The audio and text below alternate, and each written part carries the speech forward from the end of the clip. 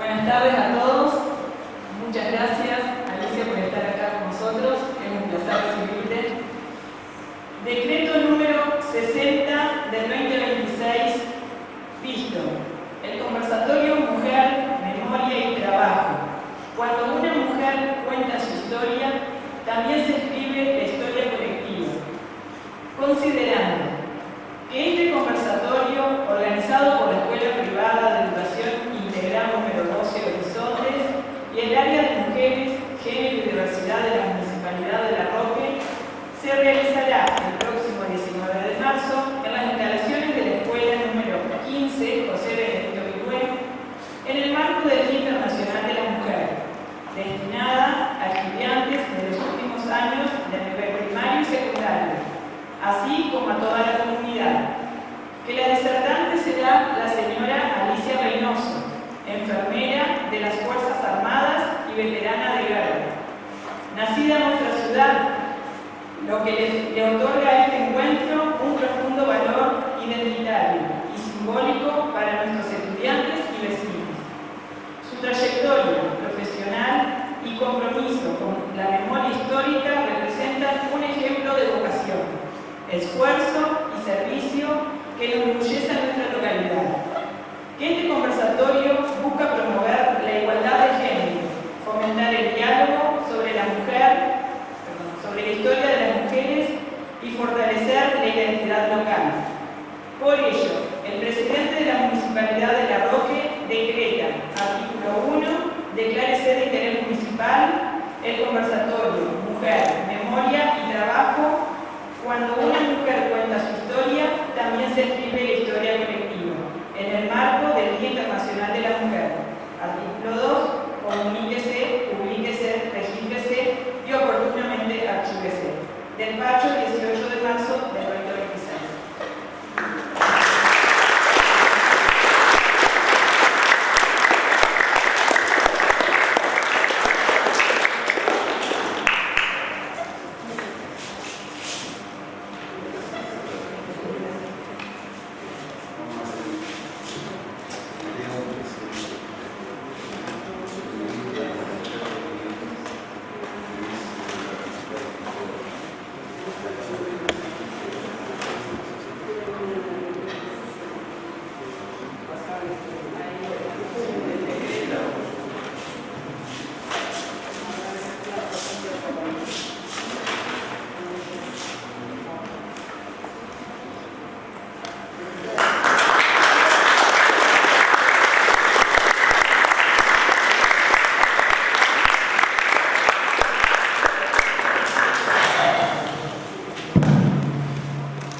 Bueno, buenas tardes a todos, a todas. Para mí es un enorme orgullo. Tengo muchas charlas encima, pero confieso que me tiemblan un poco las piernas, porque a veces en casa son más exigentes las cosas que afuera. Así que agradezco a todas las señas que hicieron posible este encuentro y en nombre de mis compañeras y en el mío propio decirle gracias, porque ustedes están escuchando un pedazo de la historia que quizás no la conocen, o quizás sí por la mitad. Cuando se cuenta la historia por la mitad, no es la verdadera historia. Hay otra que falta. Y en esa historia que faltaba contar de Malvinas, están las mujeres. Se habló muy poco de ellas. Pero siempre decimos, iniciamos con una frase de Gandhi que dice, más vale ser vencido diciendo la verdad que triunfar por una mentira.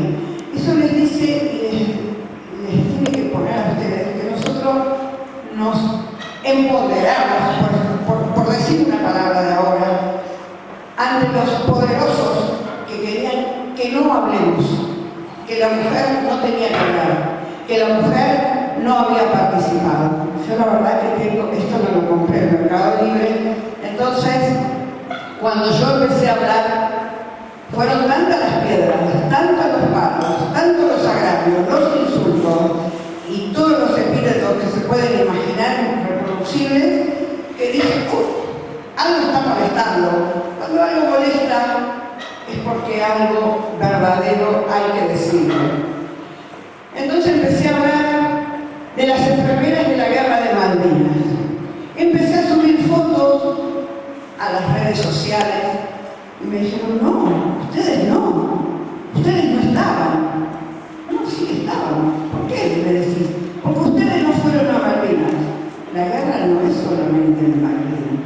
el combate existió gracias a las 6 bases militares que hubo en la Patagonia, de donde ahí se atacaba a la flota enemiga. ¿Sí? Fíjense que los ingleses tenían sus bases, su única base en la isla de Ascenso, a 6.000 y pico de kilómetros. Y ellos lo consideraban como una fuerte, una base militar real. Y nosotros estábamos ahí, Comodoro, 600, 1200, depende de Comodoro para abajo, no nos consideraban porque no pisamos Malvinas, ninguna mujer pisó Malvinas. Pero el que haya pisado la turba, como me decían a mí los bolsegos, que son esos zapatos horrendos negros que están allá, no se me mancharon con turba.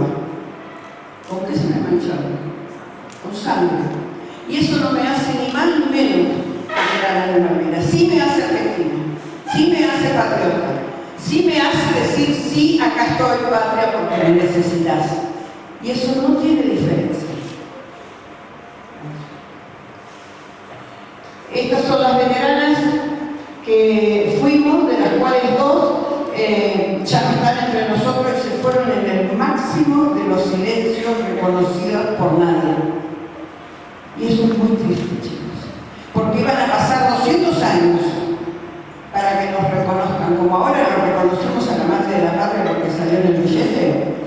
¿O ustedes se lo imaginaban a Belgrano cosiendo la bandera? No, había mujeres cosiendo la bandera y no figuran en ningún lado. Entonces, para que no suceda eso, con todas esas piedras que les conté que me tiraron, levanté la escalera más firme, la de la verdad, y llegué donde tenía que llegar. Después de una década y media me reconocen como veterana, que me dicen, ¿y ahora para qué te sirve? Y bueno, muy geriátrico seguro que me va a servir. Pero la verdad triunfa. Así se te pongan los cañones de punta, cuando vos tenés la verdad, tenés que defenderla. Hoy les hablaba de las bases continentales, porque esto no lo dicen en muchos colegios. Trelew, Comodoro, San Julián, Santa Cruz, Gallego, Río Grande. Acá están las islas. De todas estas bases salieron los aviones para atacar a la tropa, porque el portaavión del 25 de mayo se averió y bien comenzó la guerra. Así que nuestros pilotos tuvieron que salir de acá. En esta base, que es la base logística por excelencia, en el aeropuerto de Moscón y de Comodoro Rivadavia, en cabecera de pista, pusieron el hospital. Cuando vino la comisión de la Cruz Roja, nos retó mucho a las enfermeras que estábamos ahí, nosotros decimos así, no tengo nada que ver con dónde lo colocar. Porque ¿qué es lo que destruye el enemigo al principio, ni bien comienza una guerra? La logística, porque cuando no hay logística no hay nada, no hay comida, no hay armas, no hay nada. Entonces, ya sabemos quién es el ganador. Tal es así que, bueno, el hospital quedó ahí, blanco perfecto, en cabecera de pista, no se pudo mover porque el hospital es un hospital de campaña, que ya lo vamos a ver, creo que es un hospital de campaña. Como verán, no tiene ventanas. ¿Por qué no tiene ventanas? Porque el hospital este fue comprado a los Estados Unidos en el año 1981. Había sido usado otro igual a este en la guerra de Vietnam. En la parte la habían puesto en forma subterránea. Por eso tiene los respiraderos arriba. Estos celestes que ven acá en la punta es el tanque de agua, porque tenemos el agua con una máquina que potabiliza el agua. Y el hospital no tiene ventanas. No tiene ventanas porque también servían para los oscurecimientos, que podamos seguir trabajando con una luz tenue dentro del hospital. ¿Sí? Porque había noches de oscurecimiento donde había posibles ataques del enemigo, nosotros teníamos que seguir, porque había heridos, porque había otro tipo de pacientes, y las que estábamos en ese momento atendiendo teníamos que seguir ahí. Como verán, éramos novedad. ¿Qué hacen estas mujeres disfrazadas? Nos preguntaron, disfrazadas. No estábamos disfrazadas. Ahí, la primera de allá soy yo, la segunda es Butler, una causa municipal que ya no está con nosotros, pero terminado el conflicto se fue a vivir a Alemania porque en realidad ella estaba indignada con el silencio y el olvido que nos habían sumergido. Para que sepan, yo soy la instrumentadora de ese quirófano. Estoy sellando las puntas y las cosas del quirófano, primero y segunda foto, porque no tenemos tiempo de esterilizarlo. Se tiraba la bandina, se limpiaba como se podía y salía otro médico, enfermero acá, hacíamos la cirugía una tras de otra. Ya venían algunos con cirugía iniciada en el Hospital de Puerto Argentino y nosotros la completábamos. De ahí no solamente hacíamos eso, sino que teníamos que evacuar el hospital. ¿Por qué teníamos que evacuar? El hospital tiene entre 25 y 30 camas y no sabíamos cuándo venía el otro helicóptero, el otro avión con más heridos. Entonces teníamos que hacer las evacuaciones aeromédicas. ¿Y quién las hacía? Las enfermeras.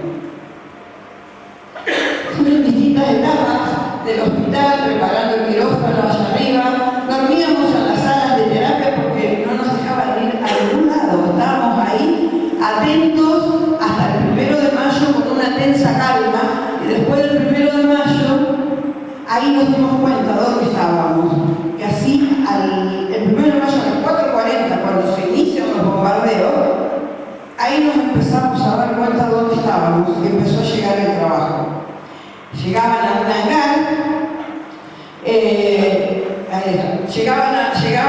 traíamos los heridos, los poníamos en un hangar, que es una cosa más grande que esto, y habíamos puesto alambres de punta a punta con todos suelos, con calmantes, porque nosotros volábamos a muy baja altura. ¿Por qué volábamos a baja altura? Para no ser captados por los radares que tenía Chile y pasaba la información al Reino Unido. Entonces teníamos que volar. Cuando el avión vuela abajo y los vientos del sur, el avión se mueve así. Así que los heridos venían con un alto dolor en el cuerpo, que no teníamos que decir, ¿qué te duele? ¿Qué no te duele? Como hace en cualquier hospital normal de una ciudad. Entonces lo primero que hacíamos era colocar una vía con un calmante. Y ahí después hacíamos el triage, que es la clasificación de los heridos. Los que iban a otro hospital se los llevaban, los que iban al quirófano los agarraba yo y los llevaba al quirófano. Y una noche X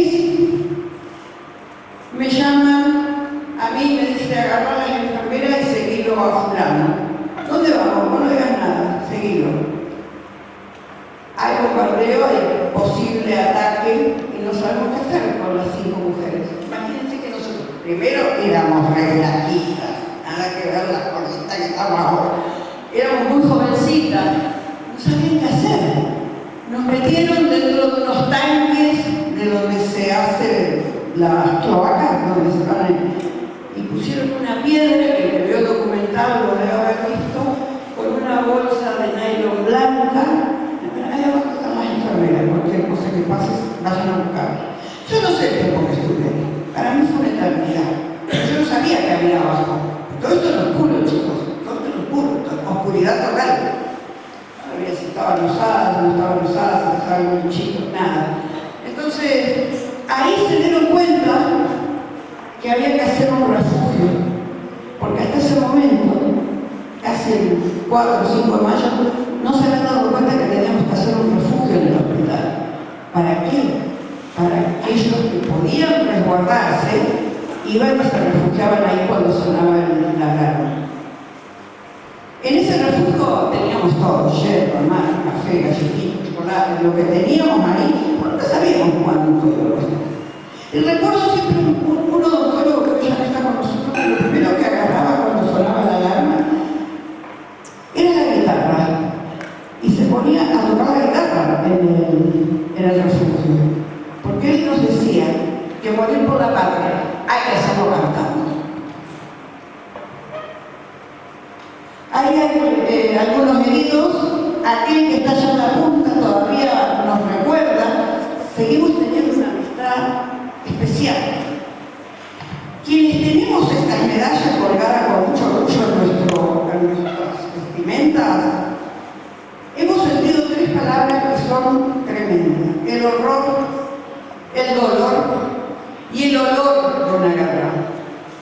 Y no queremos que se vuelva a repetir, bajo ningún punto de vista. No sé cuántos años tienen, 17, 18, 16. Nuestros heridos tenían 18 años. ¿Y saben qué? No se quejaban del dolor.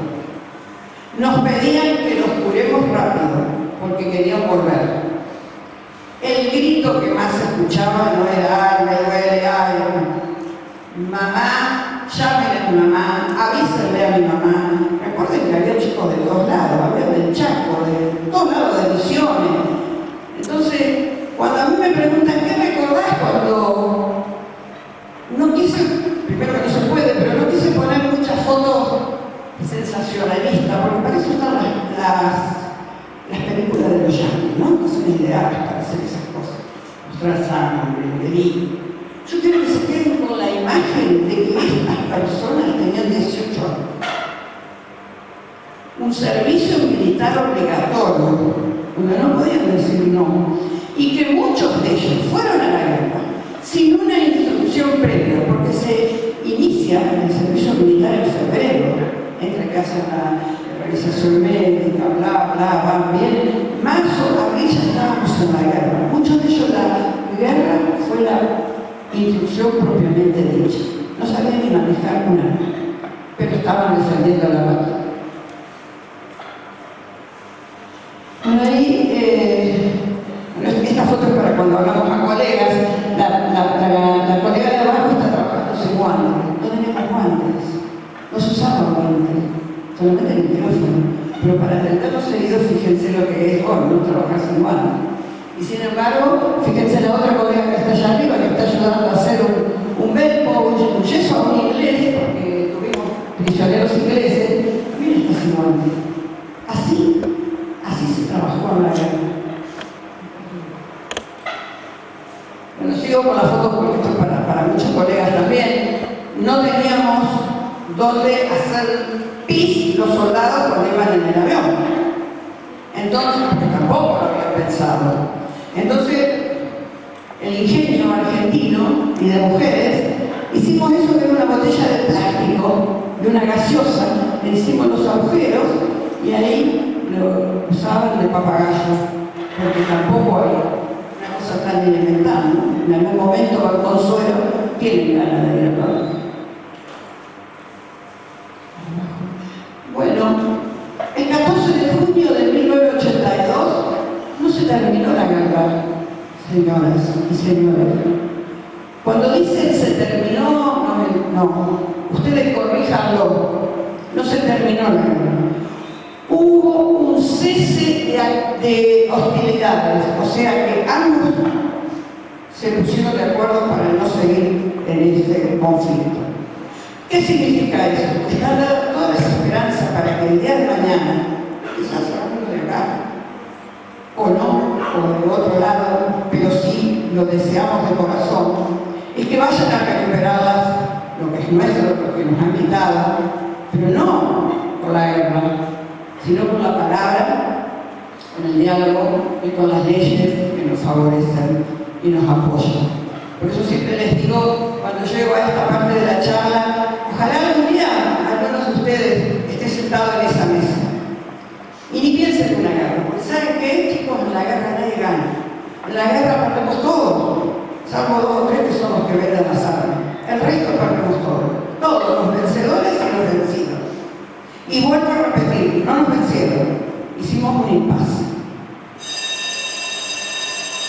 Bueno, esas son las leyes que nos avalan, porque después del conflicto vino otra lucha para nosotras las mujeres, que es la negación. Ustedes no fueron. A ver, yo tengo esta medalla que me la otorgó el Congreso de la Nación, que dice que soy veterana de guerra por la ley 23118, y otras leyes que hacen que aseveren lo que estamos diciendo. Las enfermeras tenemos todo hecho de manera tal que no hay posibilidad de que nadie ponga un punto o una coma de más. Porque ¿saben qué? Cortita, chiquita, pero es la verdad. Yo no fui a matar. vida. Yo no fui a hundir barco, yo no fui a manejar un avión. Yo fui a hacer lo que tenía que hacer porque para eso me había preparado, que era contener, curar las heridas del cuerpo y las del alma, que les puedo asegurar que dolían mucho más que las del cuerpo, porque ellos también se sentían usados. Venían con hambre, venían con frío. Y nosotros éramos la primera cara humana cuando subían al avión que los trataba bien. 18 años, un año más que ustedes. Entonces, hoy lo decía en el otro escuela, y yo lo decía en la UNED, no podemos pasar un 2 de abril y si estamos con un asado. Sí, júntense a comer un asado, pero vayan a la casa del barrio, vean donde hay un veterano, díganle gracias, pónganse la escarapela, luzcan la escarapela en el auto, en el tractor, en la bici, en lo que sea, porque esa es la forma de decirnos gracias. A quienes allá en el 82 pusimos todo, algunos dieron todo que la vida misma. Jesús dice que no hay amor más grande que dar la vida por el otro. Bueno, 649, ni menos, ni más, dieron la vida por todos ustedes, por todos nosotros, y por esta democracia. Porque esta democracia que está tan firme, tan aguerrida, tiene los cimientos de los 649 únicos héroes. Acá no es beneficio de ningún partido político. Esta democracia se mantiene por los cimientos que tiene. Y tiene que ser celeste y blanca, que no lo use nadie para tal o cual conveniencia. Es lo único después del fútbol o antes del fútbol que somos capaces de amarnos y de abrazarnos los de arriba con los de Boca, los gordos con los flacos, los lindos con los feos, los pobres con los ricos. Y Malvinas. Y están ustedes, porque nosotros nos estamos yendo. Están ustedes en levantar la llama, los profes, y decir, las Malvinas son nuestras, van a seguir siendo nuestras. Por lo que por ahí quienes nos gobiernan, no, ¿para qué? No entiendo, hay que un pedazo de tierra, y que no sé qué es la soberanía. La soberanía es esto que están haciendo ustedes, escuchando. A veces se aburren, sí, es cierto, a veces es aburrido. Pero este 2 de abril para todos ustedes va a ser diferente. Porque se van a acordar de esta mujer que estuvo acá, que les dijo que un puñado de jóvenes de 19, 18 años dijo sí a la patria. Y no tuvo ningún poquito de miedo, ni ninguna nada. Y ojo, que era una generación que estaba bastante criticada, como critican ustedes, ahora que hablan con la esa generación que veníamos de toda la liberación femenina, de fumar en la calle, la chica, los varones con las camisas estampadas, esa generación fue y defendió la patria. Bueno, eso que les mostramos ahí son los diplomas de la Fuerza Aérea, del Congreso que tenemos. Y es lo que le decía hoy, el olvido que vino después es violencia, porque lo que no se nombra se va olvidando. Y yo les pido a ustedes que no olviden nunca más, ni a los héroes. A mí personalmente no me gusta decir heroína, no es una palabra que me gusta. Yo soy una patriota que le tocó defender la patria desde su lugar y que lo haría una y 1000 veces, como lo harían ustedes. Pero ¿saben qué? El olvido a veces duele mucho más que la guerra misma. Ahí empieza la lucha, hablando en cuanto a colegio y cosas, me llamaban, nos comunicaban si podíamos ir, y ahí nomás agarrábamos a la otra camionetita que tenía, tiraba todas las cosas, los libros, los cuadernos y demás, y salíamos a dar clases. En el 2013 fue la primera vez que en un museo de la Fuerza Aérea, en el 2013, la guerra fue en el 82, nos permiten poner un estandarte con las fotos, y yo entregué mi gabardina, la chapita que tenemos que tener todos los que volábamos, y los dejé ahí en custodia de los cadetes de los liceos. Diferentes colegios, en Chacomús, en Paraná, en el High School, porque esto es la lucha posterior, es el sembrar, es el regalar.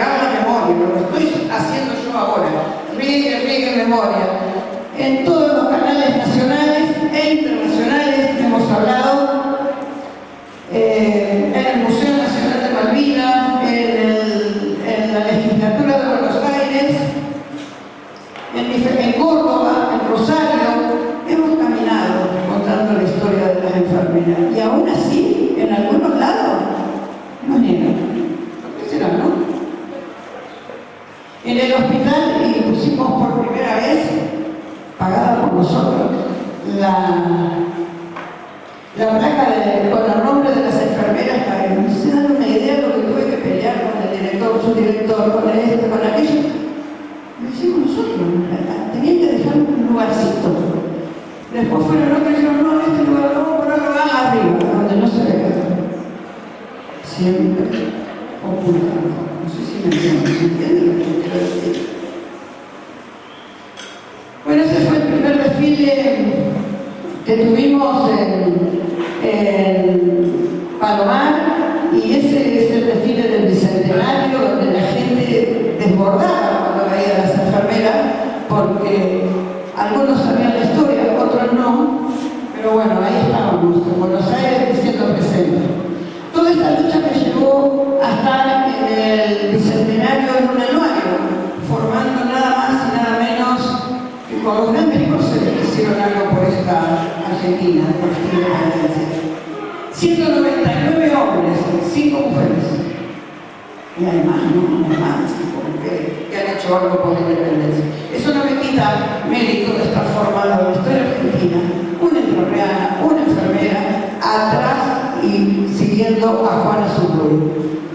En este, hoy se lo mostraba a las chicas, en este libro, me acuerdo cuando se lo mostré a mis nietos, de que mi abuela es un solo número, claro, porque la mayoría no está ya en la fecha de nacimiento y la fecha. Y después le digo, bueno, tenés una figurita, la abuela tiene la figurita como, vamos a hacer figuritas intercambiamos, la tuya lo vamos a hacer más difícil. Bueno, así que mis nietos se fueron enterando de poco, porque yo tampoco hablaba, Fueron un silencio muy grande que nos impusieron, y recién en el 2009 yo pude empezar a hablar. Hice mi libro, que ha tenido varias denominaciones, y en algún momento fue colocado como en la currícula educativa. Bueno, ahí en el Consejo Deliberante de Córdoba, eso siempre se pasa lo más rápido. Propuesta Mujer, que es en Neuquén, y hemos tenido premios, el premio de Minadi a la mujer, este otro, el Aguas de World, que es el premio que nos dieron en Teresa de Calcuta por la lucha, por la trayectoria, por poner a la mujer en un lugar donde la habían sacado, se habían olvidado. Qué raro, ¿no? Y llegó el documental lo hicimos a pulmón, como todas las cosas que hemos hecho, pulmón. Nos ayudaron algunos senadores del sur, pero la verdad que quien lo vio, habíamos pensado hacer un montón de cosas, y después cuando llegamos al aeropuerto nos pusieron los cables, y como volver al 82 y no hubo más palabras ni nada que nos digan, digamos. Hay 280 horas filmadas, no nos podían sacar de ahí. El documental creo que lo tienen las chicas, las docentes, si hay otra docente de esta escuela que lo quiera pasar, se lo piden. Estos son los premios que tuvo Lola Mora en Trieste y en Italia, justo en el Festival Latino, porque era la pandemia. Así que salió nosotros estábamos adentro, como todo. Y en el Festival Latino de Uruguay, y bueno, en Buenos Aires, Lola Mora. Creo que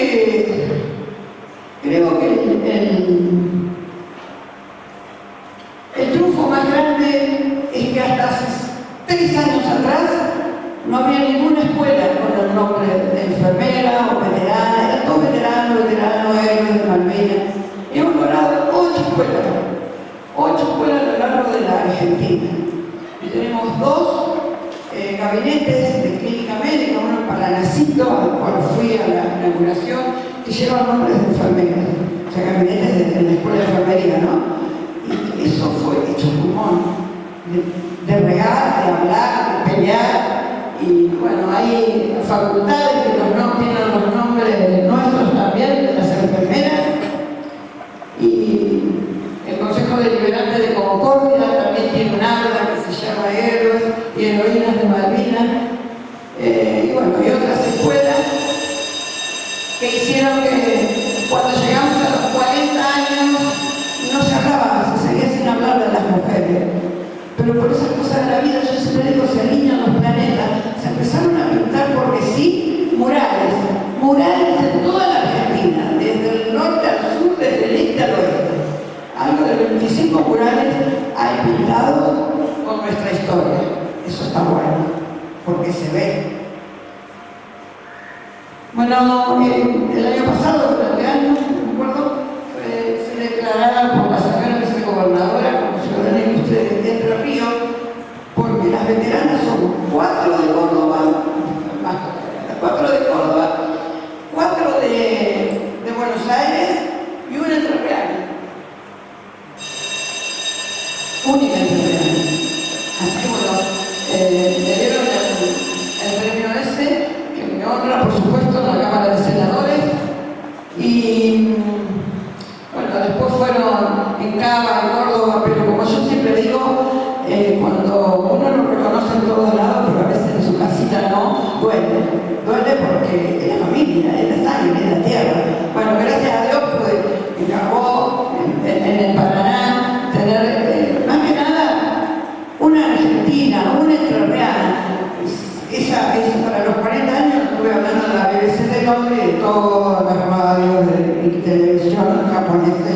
Una amiga que vive en Japón y escuchó la charla. Claro, a los japoneses no les salía decir Gualeguaychú, porque yo digo que nací en Gualeguaychú, que soy Gualeguaychú, porque empiezo con carbón, que no soy de Gualeguaychú. Entonces se reía, me mandó el audio, no podían decir, los japoneses no podían decir Gualeguaychú. Bueno, pero hemos estado todo el mundo Entre Ríos presente, y eso a mí me pone muy contenta, porque no son solamente los porteños, somos mucho más que los porteños.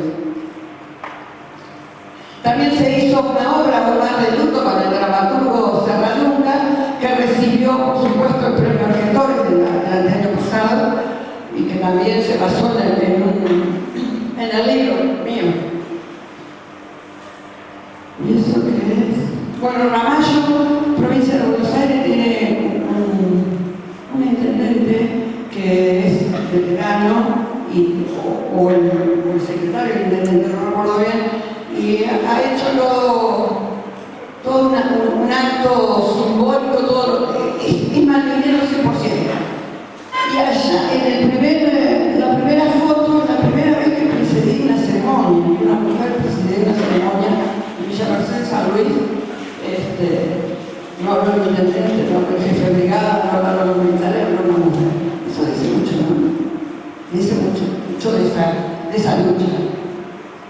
Bueno, esos son los 2 de abril, siempre nos invita el gobierno de la ciudad de Buenos Aires. Este año también vamos a estar ahí. Y bueno, diferentes canales. Yo también tengo previsto, ahora son los de streaming que se dicen